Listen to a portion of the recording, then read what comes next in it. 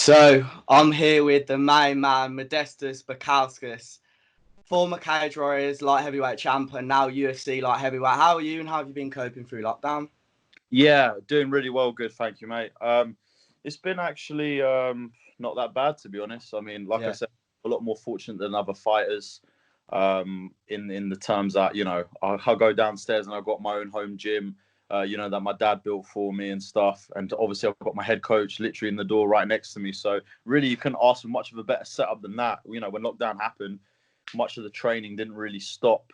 We kept continuing with what me and my dad were working on, and then just like I say, just adding more runs and stuff like that in there, and adding like different focusing on different areas. I was able to drill a lot more. Like a lot of times in fight camp, you're either sparring a lot, or you're doing different moves, or whatever the teacher wants to sort of train you. But right now, I was able to do everything specifically what I wanted to do, and not only that, to go over moves that I'd done previously. So just sharpen my skill set that I've already had, which is amazing. So, and then as lockdown sort of eased off, and sort of bending the rules a little bit here and there, but come on now, do you know what I mean? It's got to be done, preparing for the fight. But listen, when you have a home gym, your training partners come to you, you get the job done. Do you know what I mean? At the end of the day, I couldn't have asked for any better preparation. If anything, probably got the best preparation I've ever had, because like I said, everything's specific to myself. I've got amazing training partners and coaches.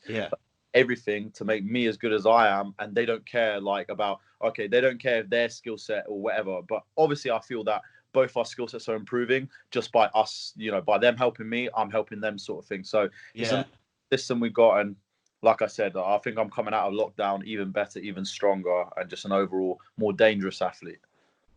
Yeah, because as I was saying, with athletes, you have to live quite a secluded life anyway in training camp, and quite almost lockdown without lockdown. It usually happens during fight camp. So fair play for you for that. And I'm going to start off, obviously, Cage Warriors light heavyweight champ, and then you move to the UFC. How does that call up come? Because a lot of fans like me don't really understand. Do you get a contract with Dana knocking at your door, a golden contract saying sign here? Do you get a call? How does it all go down? Well, basically, you just sort of, I don't know, you just got to make some noise, isn't it? Like, there's a couple of different factors. One being you have to be top level opposition in your last at least 3 or 4 fights. You've got to show that, you're not beating guys with, losing records. You got to at least beat, some credible opponents. That's one sort of big thing. So then they know, okay, he's not just beating tomato cans, like he can beat some legit competition. Another route, actually, the route that a lot of people are taking these days, and one that I was actually thinking that I was going to do, was to go to the Contender Series. It seems like best way now to get to the UFC, because there's just so many fighters now like that they've signed, especially from the Contender Series, that the rosters, obviously too full now. Like they're actually need to make more cuts and stuff like that to up the numbers, because each fighter is obligated to have 3 fights in 1 year. So obviously with an influx of fighters, I mean, they don't sign no one outside of Contender Series, like in just normal regional promotion. I think 4 people got signed like that last. The second guy this year to get signed like that, like literally just, okay, we're going to give you a 4-fight contract, not last minute or anything like that. Usually guys get called up last minute and they get signed because they're ready and they've got a good record. And But one big thing is obviously the management. Your management has got to be top notch, which I personally have, which I'm very grateful and thankful for. Everyone at Iridium Sports Agency have literally led my career in the right direction as soon as I signed with them. So I signed with them after I won the Cage Warriors title fight, and even then there was talks that like, listen, when the matchmaker of the UFC reposts your finish on his personal Instagram page, they're watching. Do you know what I mean? Doing something right, exactly. You know what I mean? I think it's a case of being noticed. You just have to get noticed. The only way you're going to get noticed is you finish people and you fight good opponents. So if you put those two together, there's really no way that the UFC aren't going to be watching you. And if it's not Contender Series, it's either last minute call up, like I say, 2-3 weeks notice, or you're just that good that they want to sign you to a 4-fight contract straight away, which is pretty much what happened with me. Because the Ultimate Fighter's been sort of put on hold at the moment as well. So that's sort of another way that fighters used to be able to get in, but as I say, for the last few years, it hasn't even been happening. So it mainly is either put on a massive show in your own respective on your own respective shows, aka Cage Rise, Bellator. But now it's more Contender Series, isn't it? Yeah, I mean, to be honest, I think they look at a lot like what are the main promotions around in the world, like the ones where they have the best talent. So Yeah. Cage Warriors is notorious for signing like Mike Bisping, that all the best British talent Yeah. are signed from Cage Warriors. So they are always keeping a massive eye on them. LFA is another one. You know, they look at some of the top American talent coming from LFA as well. You know, they got loads of, you know, they have their eyes on certain people, you know, and certain promotions, which is where you sort of want to funnel yourself into. Mm-hmm. You know, sometimes people get caught up into contracts with Bellator and Brave and stuff like that, and they might actually hinder your chances Yeah. of UFC. But again, everyone's different, and like I said, as long as you've got great management, and you know they're talking, because like I said, at the end of the year last year, I thought, you know, contenders, from what my manager was saying, it's Mm-hmm. probably that Contender Series is where we're going to have to go, because you know they're just not signing guys. But then, you know, I Yeah. wake up in the morning, literally 3 o'clock in the morning to take a piss, and then next thing you know, I see that my manager's called me like literally 5 times. I thought, Mate. I'm awake, I might as well call him, and then he told me I got into the UFC. So them putting in good words for you, you know, having a good management, fighting for good promotion, beating good guys, it's quite a lot that you need to do, and you need to be marketable. If they think they can sell you, Yeah. they will sign you. Before I'm going to take it back to before you even went into Cage Warriors, you got a relationship built with one of the greatest MMA fighters of all time, training, sparring with Jon Jones out in America. Tell us a bit about that. How did that come about? Well, so my sponsor at the time, he got me a trip out to Albuquerque after my first pro fight. Yeah. This was when they just moved to that facility. I'm talking Yeah. like the walls were still hanging off. Like they had all the equipment Wow. and dusty. Everything was quite plain. They just moved into the building. There wasn't that many fighters there, so not that many heavyweights, but there was enough to train. And obviously, I had Andrei Arlovsky there as well. Yeah. So yeah, I mean, I earned the respect out of all the coaches and obviously Arlovsky. He actually paid for me to stay another week just to help him Yeah. train, which is That's absolutely quality. amazing. Especially, you know, just before, you know, my second pro fight, it gave me a lot of confidence and a lot of self-belief, you know, just being trained one of the greatest heavyweights that I've ever lived, and doing, you know, and doing my thing when I was 21. And then obviously I then went 4-0, and then I was looking at my first ever pro title fight. And then just before that, you know, I figured, why not I go to Albuquerque when, you know, all the best fighters are going to be there. Yeah. And, you know, surely enough, you know, guys like Donald Cerrone, Jon Jones, you know, Cody East, you know, they had a wealth of people, you know, Derek Brunson. They had so many good guys coming around at that time that, you know, it seemed like the right move. So literally the day after my birthday, when I turned 22, I went out there, and yeah, like literally the first day I came into training, I saw Jon Jones enter. And now for me, this guy is like my freaking idol. Like, you know what I mean? Like, Yeah. I was very starstruck. I was like, damn, this is Jon Jones. You feel like you know, like a little schoolgirl going up to a crush. Yeah. That's literally what it was like. And then yeah, Mate. he actually come up to me because I think, you know, I guess, you know, I obviously went up to him and introduced myself and stuff like that. But you know, I think word had been going around that I was quite a good striker, so he also came up to me, and you know, we introduced ourselves. And yeah, like I said, we started training, and like I said, you have to earn those guys' respect through, you know, showing a bit of, like I said, you just got to show respect. At the end of the day, I'm not there to fucking try and, you know, kill the guys and try and make a Yeah. name for myself in the gym. I'm there Yeah. to better myself and better them at the same time if I can. And that's exactly Yeah. the went into it. And then that's why I think then we slowly started building a friendship. And then as the time went, you know, as days went on and we started training more together, he saw the skill set in me and the potential, and we ended up like sparring pretty much almost every day when I was out there for 10 weeks. So, you know, we had like a long period of time where we just like, you know, training, sparring. I got to talk to him. I got to see what he's like as a person. He's an absolutely amazing fella. Like, for me, the main thing I took from that was that I will be able to compete with some of the best in the world at one point in my career. Right then, my skill set was still a little bit raw for MMA. You know, but then, you know, as the years went on, my skill set just improved drastically. And Yeah.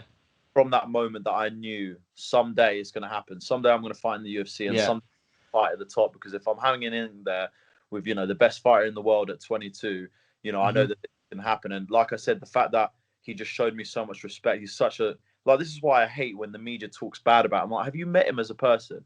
He is like literally one of the most humble, like nicest guys ever. He's never trying to like do anything vicious or nasty or anything like that. Of course, you know, sometimes sparring gets a little bit heated, but nothing to kind of knock each other out.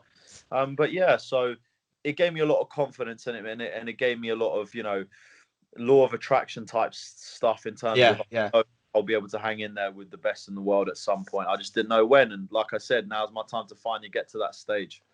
That leads really nicely into the next question, actually, which is, obviously I've been keeping tabs on the social media recently, and I've seen you've got sort of 3 fights this year you'd like to have. Let's say it's the end of next year. You've really found your feet in the UFC, 3 or 4 wins maybe. Is there a fantasy fight you look at now and think, I could give them a hard night's work in maybe the end of next year? Well, end of next year, I mean, I'll give you 2 fights that in my head, like, you know, I hope you say one I'm thinking of as well. Like fantasy wise, it would just mean one of them, which would mean a hell of a lot to me, because, you know, the time when you know, the saying that goes, when your idols become rivals.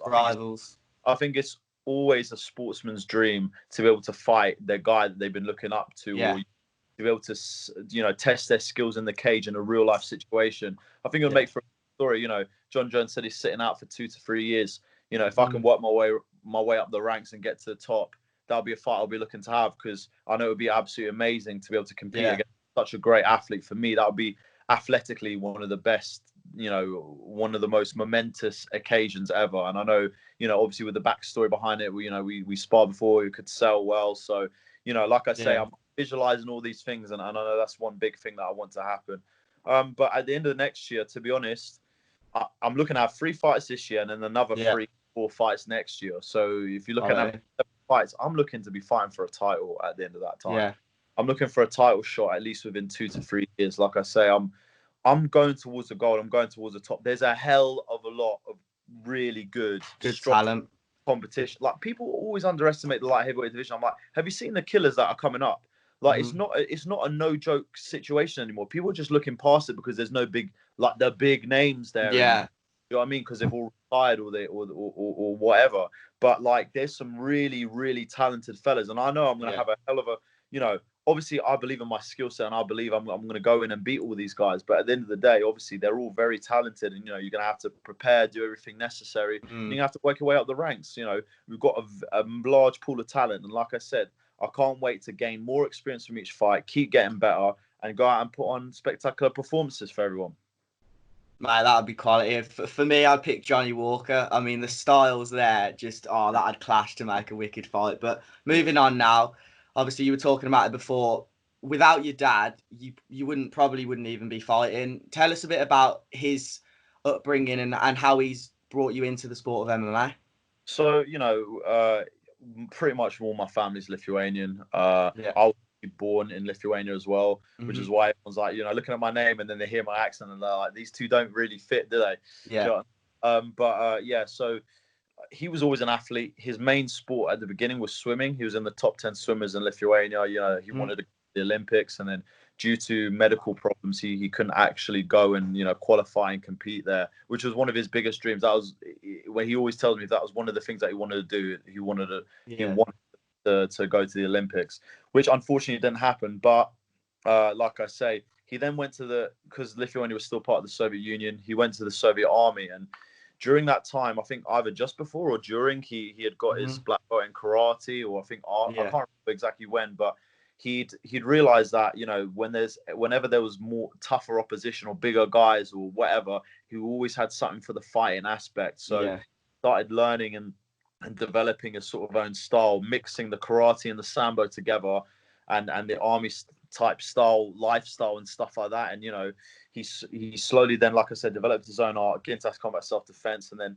he just started competing, and, you know, he got a hell of a lot of success. Again, he became one of the top 10 fighters in Lithuania, and he actually became the Soviet Union no holds barred heavyweight champion. So, you know, crazy. pretty easy feat to have. You know what I mean? He was always tough, cookie. You know what I mean? So, Mhm. one thing that I also believe is that he probably could have done well at the early stages UFC, but he just never got the opportunity.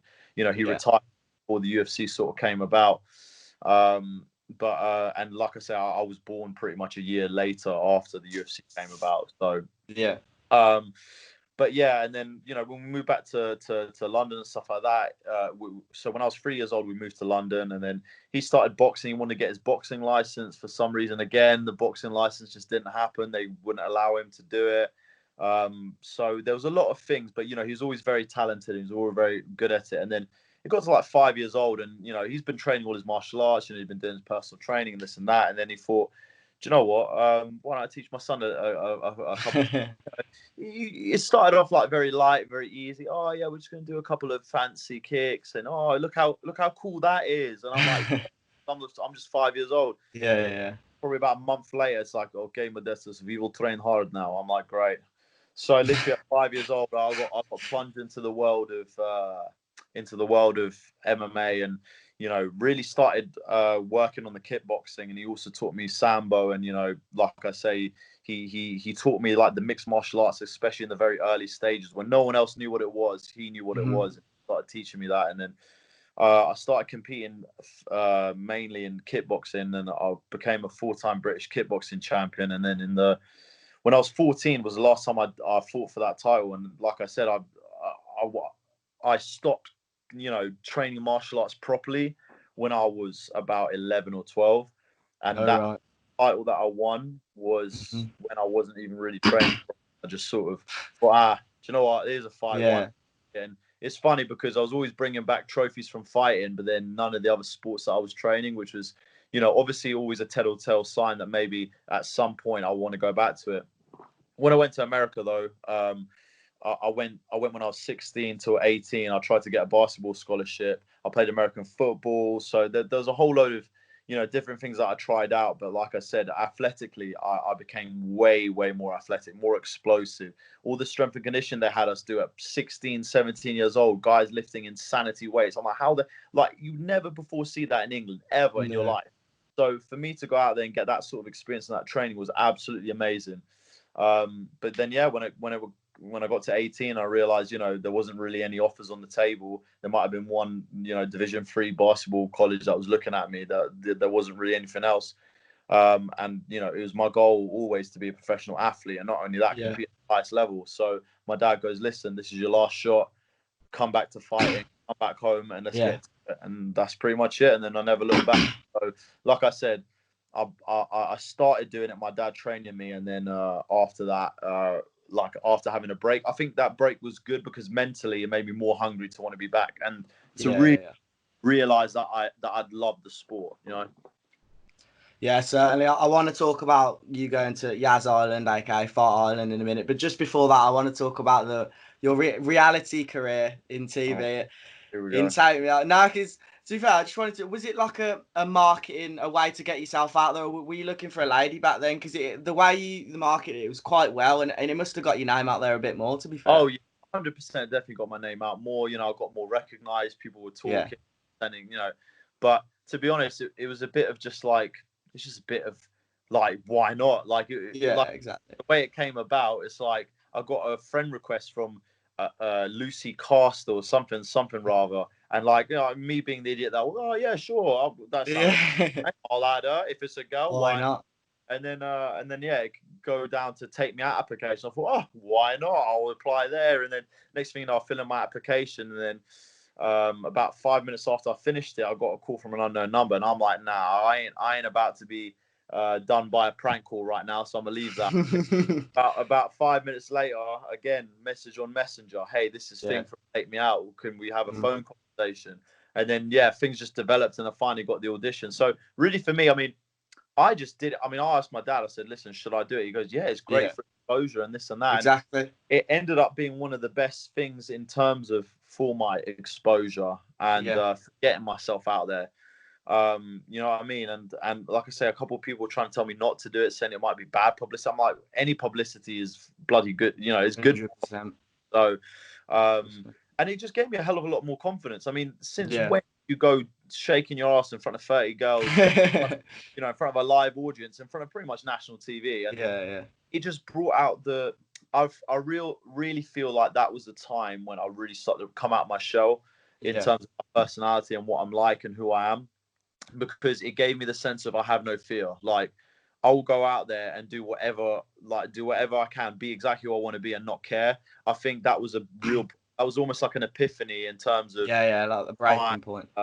My sort of like just me as a person, just building my confidence, building up my resistance to sort of fear. Like, fear now is like a drug. It's like an adrenaline. Yeah.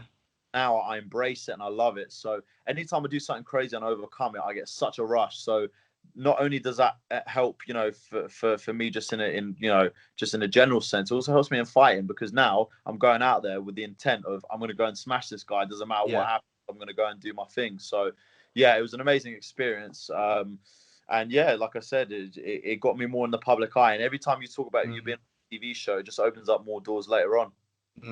To be fair, I couldn't agree more. And as fans' perspective, you connect more with a fighter when they like come out their shell and show who their true colours are, instead of just being sort of monotone and not really showing their true colours. So big respect for that. Now, obviously, moving on to the big fight island. When are you going out there? Because everything's it's sort of up in the air from a fan's perspective. Like, no one really knows what's happening. Obviously, you've got jet lag to worry about as well. Are you going out about a week before? Well, the UFC plans all the flights, so they plan for us to be there on the 11th on July, and then so pretty much you're there a couple of days before. You're gonna get COVID tested like a million times. Yeah, I've seen that. Have to get quarantined in your room until you get your results back and this stuff. But obviously, you got to safeguard. You got to be you got to be clever with this whole thing, but. Yeah, I mean, listen, I don't know 100%, like, because they said we're going to have to get to the airport from here. I said 1 or 2 days before to get tested to either be. Oh, right. Okay. Then we have to go, fly out. Then, so really the time between then and the fight is not going to be a massive pit. Dana White put a picture of the cage on the beach. That's not the real cage. I was gonna say something like, as fans, the way they've marketed it is if you're gonna be fighting on a beach, God knows where you're staying, like in a shack on the beach, like with someone coming up to you, £1 coconut drinks, £1 shades. Yeah, like that's the way it's been marketed, as if it's really like that, but it's just in an arena, isn't it? Yeah, that was for like the promo video. Yeah. I originally thought it was going to be in the arena for where they fought Habib and Poirier fought, but apparently it's going to be a different one. Listen, they've got facilities. The infrastructure that he built out there was more for like just fighters to be around that particular arena, because I don't think there was any. So it's like a fighter hotel, I'm guessing you'll be staying. Yeah. But like, and especially with COVID and stuff like that, they wouldn't be able to drive people from Dubai into there, like, so yeah. have to stay there for a certain amount of time. So everything's been done professionally, everything's been handled the way it should be handled from a business perspective. So like I say, at the end of the day, I gotta go out and do my job. All of that is really just white noise. I'm just concentrating on what I got to do. It's a very exciting thing. Of course, I'm gonna be vlogging it all for you lot to see, but yeah, I can't wait till we finally get to it. Right now, it's just like I say, just last little preparations, and then we're going to be out there and doing the business. Quality. Before I let you go, I got a quick fire round. Right, so 5 questions. You ready? Yes, sir. Would you rather headline a show in Lithuania or London? Oh, that is tough. It's a good one. I was going to add MSG, but I didn't want to throw that into the mix. I'd say the fan base is bigger in London. Yeah. So like the music that I would choose would get people hyped up. So I will say London, but saying that, I mean, if they're ever able to get it out to Lithuania and bring the fan base there, that would be freaking epic. That would be like a Conor McGregor in Ireland. So that was too tough of a question. I'm not going to lie to you. Question mark kick or spinning back fist? What would you rather win by? Question mark kick. I thought you'd say that. Would you rather get poked in the eye like viciously or kicked in the nuts? Kicks in the nuts, man. I've been poked in the eye too many times. Bad, isn't it? Yeah. DC or Miocic 3, who wins? Oh, hit me with the hard ones, man. Oh, I don't know. I kind of want It's Miocic. tough, isn't it? I think DC's going to wrestle him. I think DC's got the edge. I would give DC. Yeah. Yeah. And lastly, Moreira versus Bukauskas. Who wins and how? I mean, come on now. Let's go. Modestas by KO in the first round. Love to see it. Right. That'll do, man. But really appreciate your time. Thanks for coming on. And if you don't already know, I don't know how, but tune in July 15th, Fight Island. Can't wait. All right, my man. Thank you so much for having me. Yeah. Cheers, man. Thanks for Appreciate your it, time. brother. Have a good one.